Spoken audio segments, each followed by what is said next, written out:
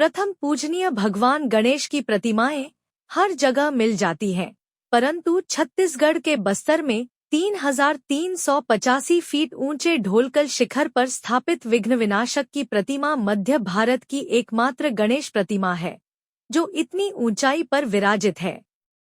दक्षिण बस्तर की 14 पहाड़ी में से एक पहाड़ की आकृति भगवान शिव के वाहन नंदी की पीठ जैसी है, इसलिए यह क्षेत्र बैलाडीला कहलाता है। ढोलकल शिखर सैलानियों को रोमांच के साथ आस्था का पुण्य भी प्रदान करता है। 1934 में हुआ सर्वेक्षण। इसका सर्वेक्षण तथा भूगर्भीय मानचित्र वर्ष 1934 से 35 में जियोलॉजिकल सर्वे ऑफ इंडिया के डॉक्टर क्रुक्षांक ने तैयार किया था। उन्होंने 88 वर्ष पहले बता दिया था कि बैलाडीला की पहाड़ियों में कई पुरानी मूर्तियां हैं।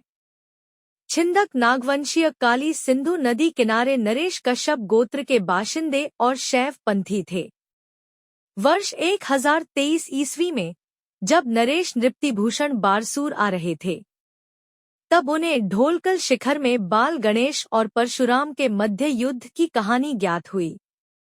चूंकि छिंदक नागवंशी शैव उपासक थे, इसलिए उन्होंने शिखर पर गणेश प्रतिमा स्थापित कर उस पौराणिक घटना को चिरस्थायी करने का प्रयास किया था। यह गणेश मूर्ति दक्षिण भारतीय शैली में ललितासन मुद्रा में काली चट्टान में उकेरी गई है। मूर्ति 36 इंच ऊंची तथा 19 इंच मोटी है। पौराणिक मान्यता। दक्षिण बस्तर में यह कथा प्रचलित है कि बैलाडीला के नंदीराज शिखर पर महादेव ध्यान करते थे। एक दिन उन्होंने पुत्र विनायक से कहा कि वह ध्यान करने शिखर पर जा रहे हैं, कोई उनकी साधना में विघ्न न डाले। कुछ समय बाद भगवान परशुराम वहां पहुंचे और नंदीराज शिखर की तरफ जाने का प्रयास करते लगे। विनायक ने उन्हें रोका। इससे परशुराम जी क्रोध हो गए और फरसे से विनायक पर वार कर दिया। यह फरसा विनायक का एक दांत काटते हुए पहाड़ के नीचे जा गिरा, इसलिए विनायक एकदंत कहलाए और पहाड़ के नीचे की बस्ती का नाम फरसपाल पड़ा। नंदीराज का सुखद दर्शन। जैसे ही आप ढोलकर शिखर पर पहुंचेंगे, आपको दूर दूर तक हरियाली से ढकी पहाड़ी नजर आएंगी। ढोलकल शिखर के बाईं तरफ की चट्टान पर कभी सूर्य मंदिर हुआ करता था, परंतु यहाँ के सूर्यदेव की मूर्ति 25 वर्ष से गायब है। इस चट्टान के ठीक पीछे नंदी जैसी आकृति वाला दूसरा शिखर है, जिसे नंदीराज कहते हैं।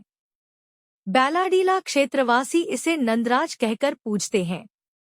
नंदराज शिखर तक पहुंचना मुश्किल है, इसलिए इनकी आराधना करने वाले अधिकांश लोग सूर्य मंदिर की चट्टान पर खड़े होकर ही नंदराज का आह्वान करते हैं। दयूर मुत्ते करती थी पूजा।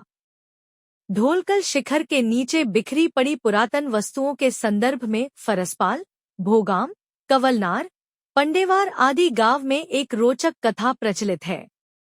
सैकड़ों वर्ष पहले डोलमेट्टा शिखर में एक दयूर मुत्ते देवी रहती थी और डमरू जैसा वाद्य बजाकर गणेश जी की पूजा करती थी। सैकड़ों वर्षों तक लोग डमरू की आवाज सुनते रहे हैं, इसलिए शिखर को डोलमेट्टा कहने लगे। कालांतर में यह शिखर ढोलकल नाम से चर्चित हुआ।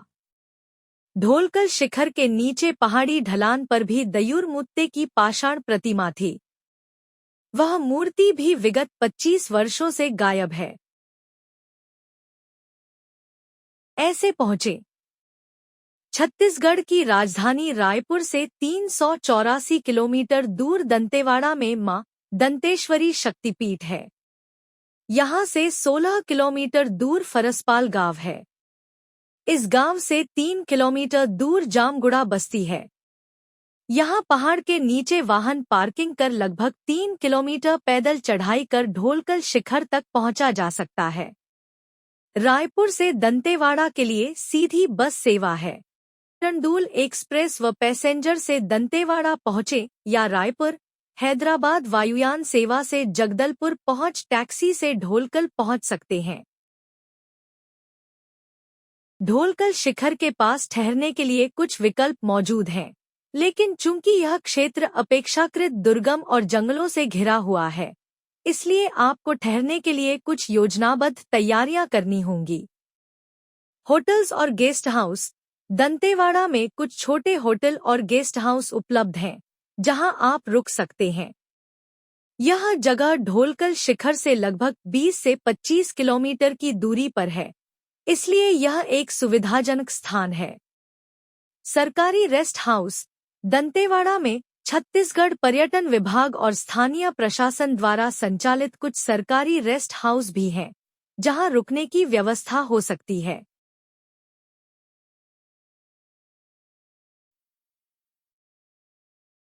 इसी तरह के वीडियो देखने के लिए हमारे YouTube चैनल को सब्सक्राइब जरूर करें। वीडियो में लाइक, कमेंट व शेयर जरूर करें। वीडियो देखने के लिए आपका धन्यवाद।